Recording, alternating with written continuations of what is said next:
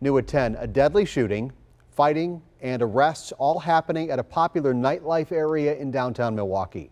Neighbors and businesses tell us they're fed up because the city's just not doing enough. Tom Durian live on Water Street tonight with how the city plans to respond. Tom?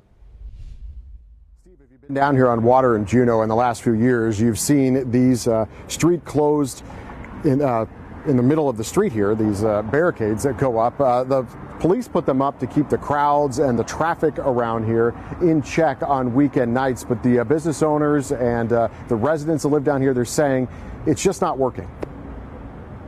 Right now, after 9 p.m., Thursday, Friday, Saturday, Sunday, Water Street is not safe. Alderman Bob Bauman, whose district includes Water Street, says he's received complaints from several residents and business owners about the rowdy activity late at night, sometimes hours after bar close. This video sent to the alderman shows the crowds outside bars. It is sometimes crowds of upwards of 4,000 people, most of whom are not patronizing the businesses. Business owners have called on the city to do more to stop the crowds. The owner of McGillicuddy's Bar said in a letter to the alderman he's seen multiple brawls and beatings within the crowd and it's affected business. Saying in part, I have had 3 employees quit over fearing for their lives, and on social media I am watching my regular customers refer to Water Street as a war zone. It's just chaos. I've heard gunshots multiple times. A resident who lives on Water Street and who didn't want to go on camera out of fear of retribution says he's made several attempts to get the mayor's office or police to respond, but has heard nothing. The only thing that I see is them blocking off the street and putting up signs that say, please don't do this, but it's not deterring anybody.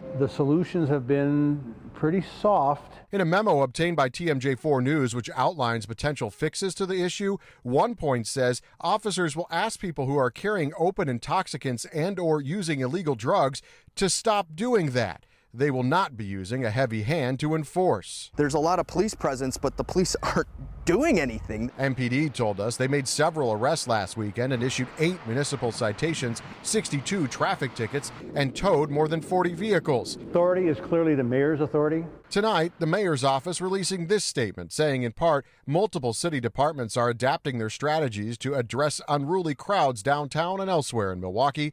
We are working cooperatively with residents and businesses affected by late-night crowds to find the best solutions to these challenges.